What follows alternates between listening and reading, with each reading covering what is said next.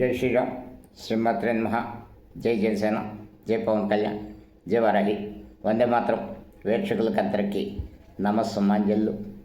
ఈ వారం చాలా బాధాకరమైన దురదృష్టకరమైన ఘటన.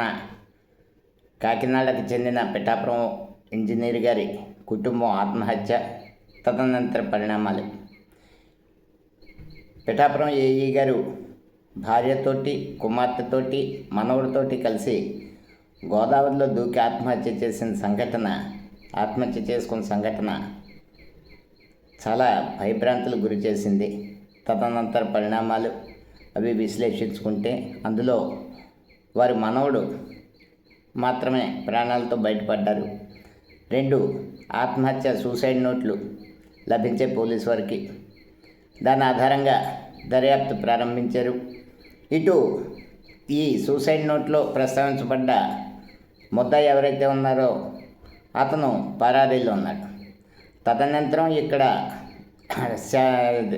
ఆత్మహత్య చేసుకున్న వారి శవాల వెలికితీతలతో భాగంతో పాటు దర్యాప్తులో భాగంగా నిందితుడిని ట్రేస్ చేస్తూ 2 జిల్లాలకు సంబంధించిన పోలీసులు 5 బృందాలుగా ఏర్పడి అనుక్షణం మానిటరింగ్ చేస్తూ దఫాలుగా నిందితుడి ప్రతి కదలిక మీద వాచ్ చేస్తూ చివరికి కేరళలో సముద్ర తీర మార్గాన్ని విదేశానికి పారిపోయే అవకాశం ఉండగా పారిపోకుండా అరెస్ట్ చేసి కాకినాడ తీసుకొచ్చారు. ఇదొక పార్శ్వం. ఇక్కడ జరిగిన సంఘటనలు ఏంటంటే, ఎవరైతే ఆత్మహత్య చేసుకున్నారో ఆ కుటుంబంలోని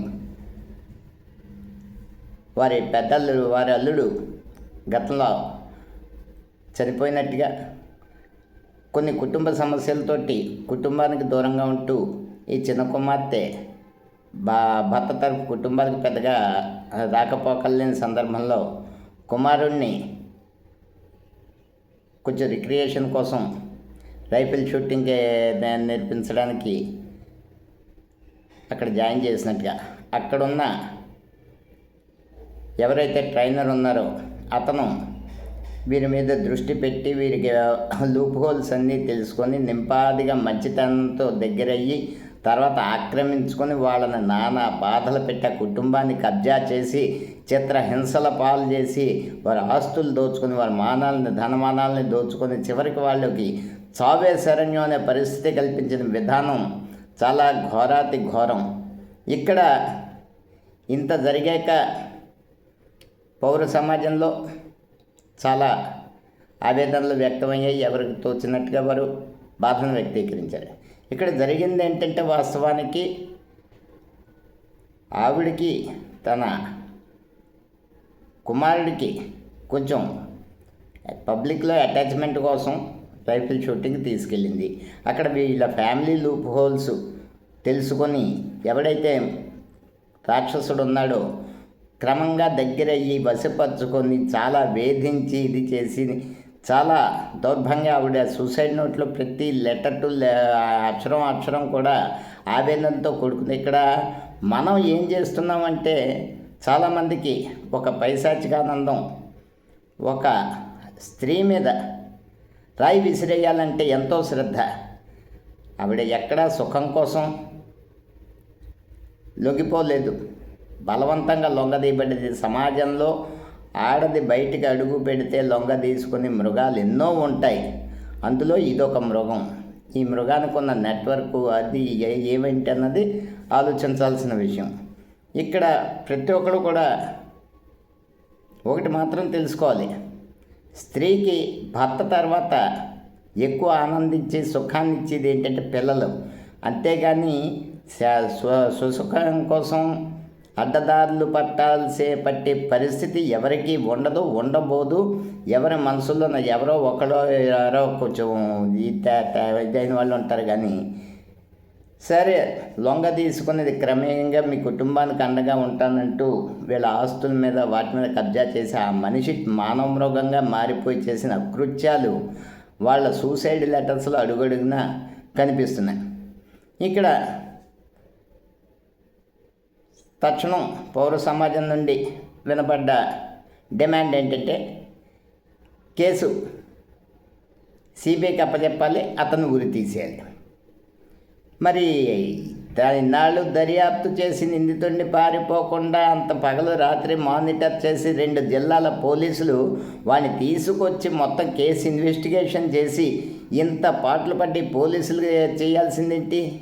తీసుకొచ్చి కేసు మొత్తం కేసు అంతా దర్యాప్తు చేసి సిబిఐకో ఎన్ఐఏకో అప్పచెప్పి వీళ్ళు చేతులు ముడుచు కూర్చోవాలా? దానికి ఆ పోలీస్ శాఖ ఉన్నది. మనం డిమాండ్ చేయాల్సింది. కష్టం అంతా వెళ్ళి ఇక్కడ వాస్తవానికి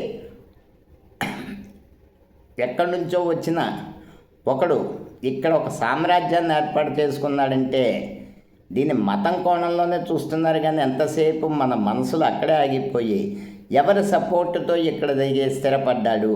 పోలీస్, పొలిటికల్, ఇతరత్ర ఎంతమంది సహకరిస్తే వాడు ఇక్కడ ఒక సామ్రాజ్యాన్ని సృష్టించుకోగలిగాడు? ఇట్లాంటి మాడ్యూల్స్ ఇంకా ఎన్ని ఉన్నాయి. ఇక్కడ పోలీసులుగా సహకారం, దర్యాప్తు ఎంతో అవసరం. అదేవిధంగా ఈ కేసులో ఇలాంటి టెర్రర్ మాడ్యూల్స్, లవ్ జిహాద్ పేరుతో నడిపే టెర్రర్ మాడ్యూల్స్ మీద అవగాహన ఉన్నది ఎన్ఐఏ. కాబట్టి ఎన్ఐఏ పోలీసుల సంయుక్త దర్యాప్తు ఈ కేసులో అవసరం. కానీ కేవలం పోలీసులు తీసుకొచ్చి అప్పచెప్పేసి వాళ్ళ చేతులు దులుపు పొమ్మంటే అది ఆ శాఖకే అవమానం. వాళ్ళ కష్టానికి మనం చాలా అగౌరవపరచడం. ఇక్కడ సాదిక్ని ఊరి తీసేస్తాం సరే, మరి మిగిలిన వాళ్ళ సంగతి, వాడికి సహకరించిన వాళ్ళ సంగతి, ఇలాంటి మాడ్యూల్స్ ఎన్ని ఉన్నాయి వాళ్ళందరి సంగతి ఏం చేయాలి? ఈ కేసులో కావాల్సింది తక్షణ సమగ్ర దర్యాప్తు. పోలీస్ శాఖ, ఎన్ఐఏ, ఇతర సంస్థలు ఏవైతే ఉన్నాయో వీటన్నిటి కలిసి మొత్తం ఎంతమంది వీళ్ళకి సహకరించారు, ఇలాంటి వాళ్ళు ఎంతమంది ఉన్నారు, ఇంకా ఎంతమంది బాధితులు ఉన్నారు, వీటన్నిటినీ సమగ్ర దర్యాప్తు చేసి బయటికి తీసుకురావాల్సిన సందర్భంలో కేవలం మన దృష్టి అంతా మతం మీద, లేకపోతే ఆడదాని క్యారెక్టర్ మీద, ఈ రెండింటి మీద ఫోకస్ ఎక్కువై రాక్షసుడి మీద ఫోకస్ తగ్గిపోయింది కేసులోని. ఒకే ఒక వ్యక్తి రాజకీయాల నుంచి నిన్న ఎంపీ తంగెడి ఉదయ్ శ్రీనివాస్ గారు ధైర్యంగా బహిరంగంగా ఇతన్ని శిక్షించాలి, ఇతనికి ఏ లాయరు సహకరించకూడదు, సిబిఐకి అప్పచెప్పాలన్నారు. వాస్తవం సిబిఐకి కాదు, నేను ముందు అన్నట్టుగా సమగ్ర దర్యాప్తు అవసరం ఈ కేసులోని. బహిరంగ సమాజంలో ముద్దాయి మీద బహిరంగంగా విమర్శించగల సత్తా చాలామంది చేయట్లేదు. ఇక్కడ ఎంతసేపు కూడా ఒక ఇల్లీగల్ కాంటాక్ట్గానే చూస్తున్నారు. కానీ మరణించిన ఆవిడ సూసైడ్ లెటర్ చదువుతుంటే కళ్ళు చెమరుస్తాయి. ఆవిడేది సుఖపడలేదు. ప్రతి నిమిషం సావగొట్టి చెవులు మూసి అనుభవించాడు. అది కనీసం మన మైండ్ సెట్ ఎలా తయారైపోయిందంటే ఒకవైపు పరమతం మీద ద్వేషం, ఇంకోవైపు మన ఆడవాళ్ళ మీద